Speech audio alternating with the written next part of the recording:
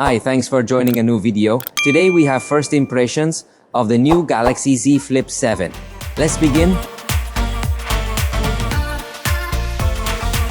I want to remind you that this is just a first impressions video.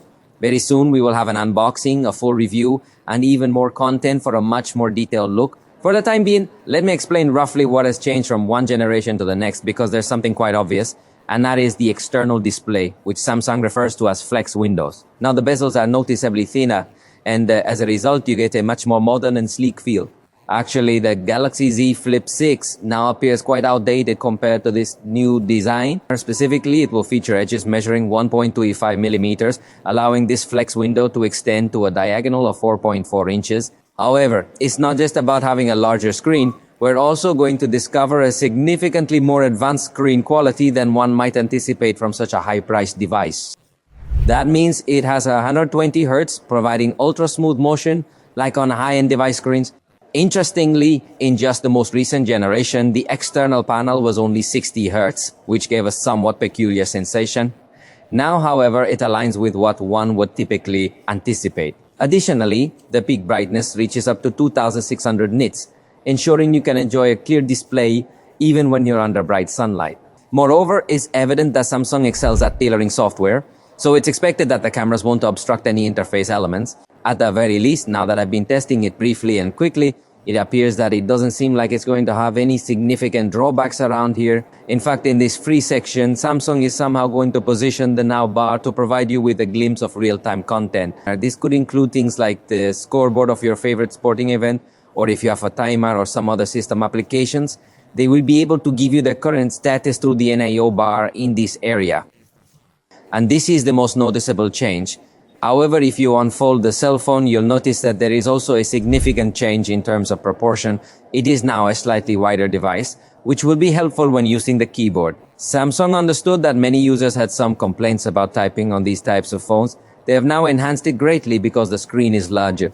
To be precise, the diagonal measures 6.9 inches. It's still a device that appears taller than usual, but it has gained a little extra width. By the way, there's a slightly different design for the camera. Interestingly enough, the previous generation had somehow acquired some colored rings, which have been removed in this new generation. The hinge has also been redesigned to reduce the pressure on the folding screen, making the fold area much less noticeable. The truth is, it seems really impressive and quite advanced. Samsung absolutely needed to enhance this feature. By the way, when the device is unfolded, it will have a thickness of 6.5 millimeters. And when folded, it will be 13.7 millimeters thick.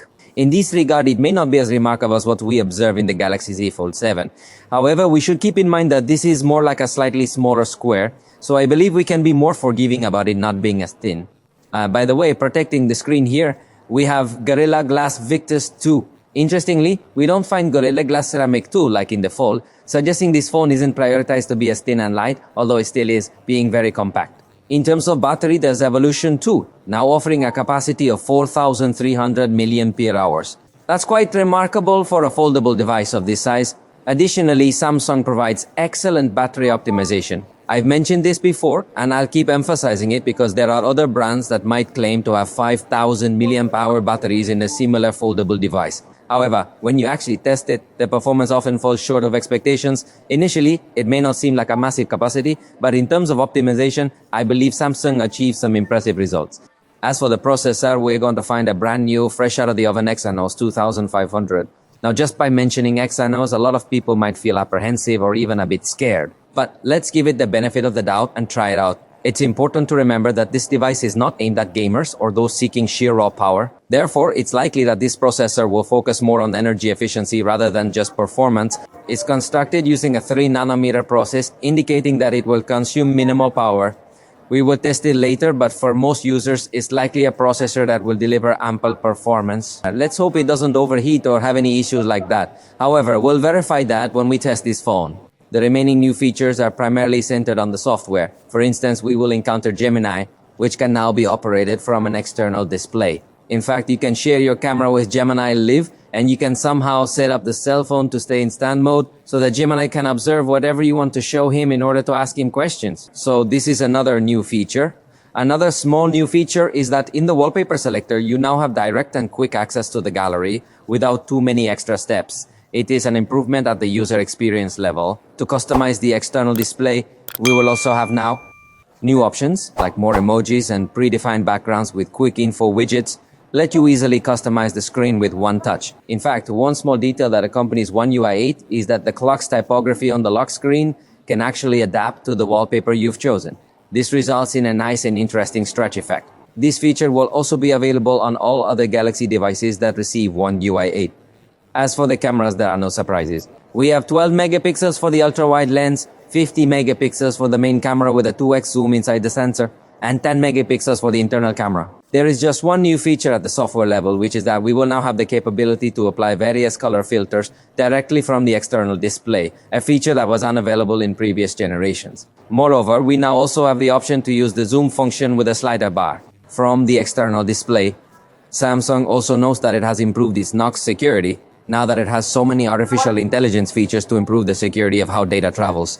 Additionally, the secure Wi-Fi function has been enhanced to be resistant even against quantum technology, which is a significant advancement. Moreover, Samsung often places a strong emphasis on sustainability when it comes to these types of products. For instance, they have announced that the cathode of the battery, a crucial component for power transmission, has been manufactured using 100% recycled lithium. This is a significant aspect for individuals who are particularly interested in environmental issues and sustainability topics. And as you might have already noticed, I have here with me the latest edition in a stunning coral color, which I personally find extremely attractive. It looks incredibly nice. However, much like the Galaxy Z Fold7, it will also be offered in a beautiful blue shadow, a sleek jet black, and an exclusive mint color edition available only through online stores. This device will be released in a single configuration featuring 12 gigabytes of RAM and 512 gigabytes of storage. The announced price for Mexico is 28,499 pesos, but during the pre-sale period, it will be offered at a reduced price of 25,499 pesos.